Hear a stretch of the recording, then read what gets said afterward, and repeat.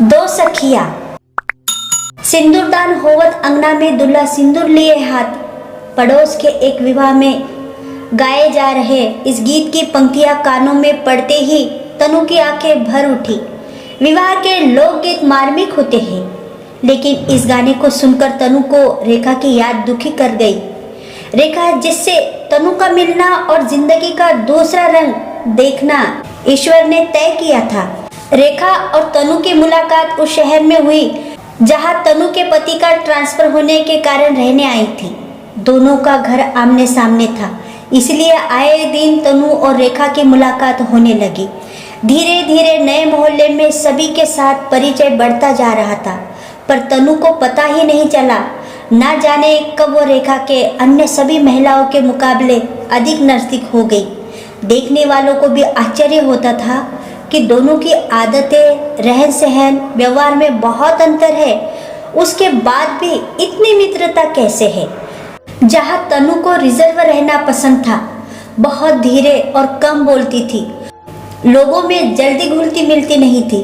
पुस्तक में उसका मन लगता था और घर के बाहर हर जगह ठीक तरह से तैयार होकर जाना ही अच्छा लगता था। वही रेखा अपनी तरफ से बिल्कुल लापरवाह थी। कुछ भी पहने हुए आसपास चली जाती थी। जोर से बोलना, आर्थिक सामाजिक स्तर की चिंता किए बिना सबसे बात करना, जोर से हंसना और मजाक में कुछ भी कह देना रेखा की आदत थी। तनु ने अपनी सखी को बहुत कुछ सुधारने का प्रयास किया, लेकिन सुधरता वही है जो सुधरना चाहिए। इसीलिए होता यही था कि रेखा ही तनु को बहुत कुछ सिखाती थी। जिंदगी में जो कुछ तनु के कभी अनुभव नहीं किया था, वह रेखा ने कराया। जब आंधी या बारिश होती थी, तब रेखा तनु का हाथ पकड़कर बाहर खींच ले जाती थी और कहती थी, तनी बाहर आ, निकर के देखा। आत्मीयता से सनी हुई उसकी बोली सुनकर तनु बाहर आए बिना नहीं रहती थी। घर के बगीचे में काम करना तनु को बिल्कुल पसंद नहीं था, लेकिन रेखा खुद खुरपी लेकर बैठ जाती थी और तनु को बताती जाती थी कि इस तरह से पौधे लगाओ। उधर तनु सिखाती रहती थी, इस तरह से सबसे बहुत ज़्यादा घुलने मिलने की ज़रूरत नहीं है। रेखा कभी किसी के घर में अपने घर में उगे हुए फूल पूजा के लिए देने चली जाती थी, तो कभी किसी को अपने गांव से आए आम देने चली जाती थी। यह देखकर तनु खींच जाती थी और कहती थी, क्या कभी वो लोग तुम्हारे घर आते हैं जो तुम खुद उनके घर चली जाती हो सामान लेकर? रेखा हंसते हुए कहती थी, तो क्या हुआ, इसी बहाने मिलना जुलना तो हो गया। कभी तनु उससे कहती थी, सबसे इतनी हंसी मजाक क्यों करती हो? रेखा कह दिया करती थी, जिंदगी हंसने बोलने के लिए मिली है, मुंह लटका कर क्या बैठना। बस इसी तरह से एक दूसरे को समझाते बुझाते समय कट रहा था। तनु को ये समझ में आ गया था कि रेखा के व्यवहार में गांव की कट्टी मिट्टी की महक है। जब वो अपने मायके की बात बताती थी तो उत्साह से उसकी आंखें चमक जाती थी। उसका मायके वाला गांव गंगा किनारे था, इसलिए वो तैरना भी जानती थी। सर्दियों में तनु ढेर सारे कपड़े पहनने रहती थी। वह रेखा उसे देखकर हंसती थी और कहती थी, गंगा किनारे बचपन बीता है ना, इसलिए मुझे सर्दी नहीं लगती। एक बार रेखा बताने लगी, मैं शादी के बाद मायके गई और तैरने लगी, तब ये मुझसे बहुत नाराज हो गए। तनु ने पूछा, नाराजगी की क्या बात है? तब उसने बताया, गांव में महिलाओं का नदी में तैरना अच्छा नहीं माना जाता, पर मैंने बचपन में सीख लिया था। तनु के लिए यह नई जानकारी थी। कभी छठ पूजा के विषय में बताती तो कभी छठ मैया के लोकगीत गाकर सुनाती। रेखा तनु को नई नई जानकारियाँ दिया करती थी। उसकी आंखों में सदा अपनी बेटी के विवाह का सपना रहता था। उसके विवाह की कल्पनाएं करती रहती थी, क्या क्या रस्में होंगी, क्या क्या किया जाएगा और कौन से गीत गाए जाएंगे। इन्हीं कल्पनाओं में विवाह के लोकगीत भी थे जो वह तनु को गाकर सुनाती थी। वैसे भी वो उत्साह प्रेमी थी, इसलिए उसे बहुत अच्छा लगता था यह सोचकर कि उसके घर में विवाह उत्सव होगा। तनु ने भी उससे कल्पनाएं करना, खुश होना और व्यर्थ ईगो न रखना सीख लिया था। उसके साथ रहते रहते जिंदगी को दूसरे नजरिए से देखने की आदत पड़ गई थी। अब उसे भी लोगों से घुलना मिला पसंद था। हर छोटी छोटी बात में आनंद लेना अच्छा लगने लगा था। धीरे धीरे बातों बातों में पता चला कि रेखा के 3 बच्चे सिजेरियन से हुए हैं और अलग अलग कारणों से उसके 2 ऑपरेशन और हो चुके हैं। इसके साथ ही दूसरी बीमारियां भी है। ऊपर से स्वस्थ हंसमुख दिखने वाली रेखा अंदर ही अंदर खोखली हो चुकी थी। कितनी दवाइयाँ उसे प्रतिदिन खानी पड़ती थी। इसके बाद तनु को गर्मियों की छुट्टी में एक शादी में ससुराल जाना पड़ा। जब लौट कर आई तो घर बहुत गंदा था। वह उसे साफ करने में लगी थी।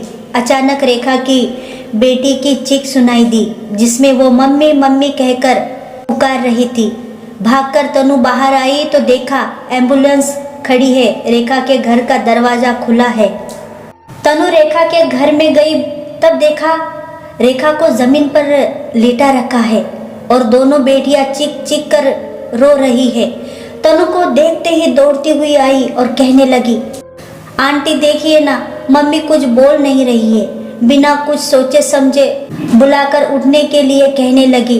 तभी एकदम से तनु के दिमाग में आया कि वह क्या मूर्खता कर रही है और उसके हाथ पैर ढीले पड़ गए। वह समझ गई कि रेखा अब नहीं है। यह तो उसका शरीर है। घर वालों के लिए तो यह बड़ा धक्का था ही, तनु के लिए भी कम दुख की बात नहीं थी। यदि उसे पता होता कि रेखा उसे यूँ छोड़कर चली जाएंगी तो वह सारा काम छोड़कर पहले उससे मिलती। यह अफसोस तो जिंदगी भर का हो गया कि अंत समय में उससे मिल नहीं पाई। उसके बाद रेखा के सब रिश्तेदार, मायके वाले, ससुराल वाले आ गए और अंतिम क्रिया का इंतजाम किया गया। तनु तो समझ ही नहीं पा रही थी कि यह सचमुच हो गया या सपना है। तब तक रेखा की छोटी बहन आई और तनु के गले लग अहो दीदिया कह कह कर बिखर बिखर कर रो उठी। अब तो तनु के आंसू भी रुक नहीं रहे थे। इसके बाद सब कुछ हुआ जो अंतिम संस्कार के बाद किया जाता है। तनु सब में शामिल रही। वह समझ नहीं पा रही थी कि रेखा के ना होने का खालीपन किस तरह से भर पाएंगी। तनु जो रेखा को बहुत कुछ सिखाने चली थी, उसने ही तनु को बहुत कुछ सिखा दिया था, पर बहुत कुछ सीखना बाकी भी था। उसने तनु को तनाव का बोझ हटाकर जिंदगी हंसते खेलते जीना सिखाना शुरू ही किया था और तब तक इतना बड़ा दुख देकर चली गई।